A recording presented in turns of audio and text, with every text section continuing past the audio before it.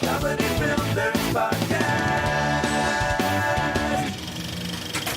All right, next movie I want to talk about is Cars 3. Now, I saw this with my kids.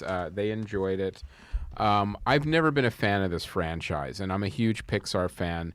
The thing about the Cars universe, it's always was that one step further suspending disbelief that I couldn't do. Like, you know, I've said it before. It's like, well, all this backstory that I need explained, like when did the cars become sentient and kill all the people? You know, what's going on? If there are no people, why do they have doors? There's a car virus. And then that's a Mitch Hedberg, man. And well, then that's the car flu. That is AZ-131. Yeah, that's it's the car flu. So, this is the kind of movie too that I was a little bit excited about because the trailer made it look a little bit darker and a little bit more like I thought it was going more into Toy Story 3 territory where it was going to be melancholy and nostalgic and really had those beats because, you know, you see basically Lightning McQueen crash in the trailer and it goes through the fact that, look, you're never going to be as good as you were before. There's rookies coming up behind you and now you're yesterday's model. How do you deal and cope with that? Yeah, because the thing, in reference to the Toy Story movies, I think Toy Story took into account that these kids that watch this at age, they're older. They're older. They're 14 or 15, or they're not little kids or whatever. Right. So you were thinking they were going to do that with Cars 3? Yes, and this movie never got to any of those places. So it was a great trailer, and even with the other trailers that I've seen in this movie, I was always more hopeful for this film. I thought maybe it would kind of pull everything together. In fact, the teaser trailer suggested a darker tone, and a controversy began whether or not to allow younger McQueen fans to watch the film. But it is rated G, and I wasn't the only critic, apparently, unexpectedly anticipating the movie, thinking it would be a lot better than it was. It was not. But it wasn't a bad movie. Really, even when Pixar makes a mediocre movie, there's still interesting things about it.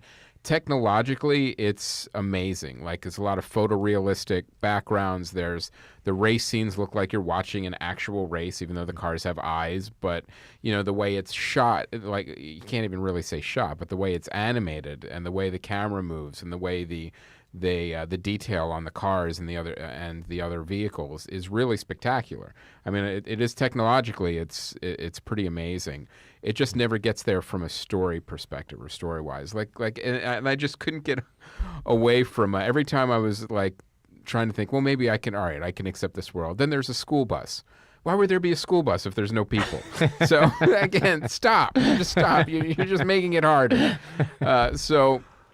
It was one of those movies that it wasn't horrible, but it was kind of empty. But your kids liked it. The kids liked it, and they thought it was fun. But did your son like it more than your daughter? Or? No, they actually both they both liked it. But you know, if I asked them again about it, like in a week or two, like what was it about, I doubt they could.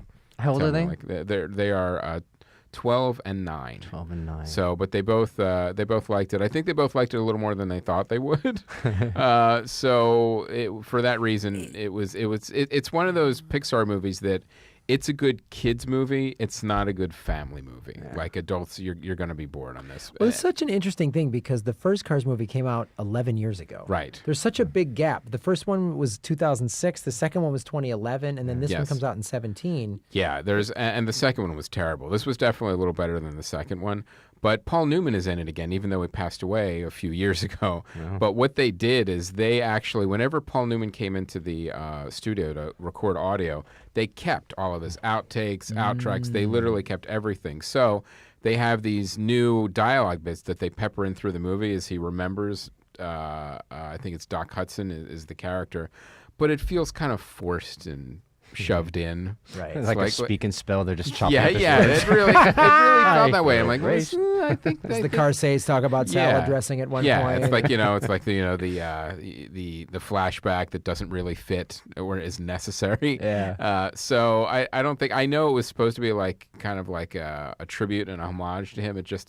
It didn't come across that way. The guys at Pixar are like, Chris, it's for 12-year-olds, yes, okay? Exactly. Shut up. Just buy your kids some popcorn and be quiet. Yeah, they'll like it. Come on, just buy tickets for your kids. That's all that we care about. Well, these movies make money. It had a $175 million budget. It cleared $140 million over its first weekend. So it'll make its budget back for sure. It's still a franchise that is still keeping going. But as far as when you compare it to the other Pixar movies, it's really not in the same class. Toy Story, Inside Out, Up, any of those, which are just classics, where you put grown men and women in tears. Right. You know, where.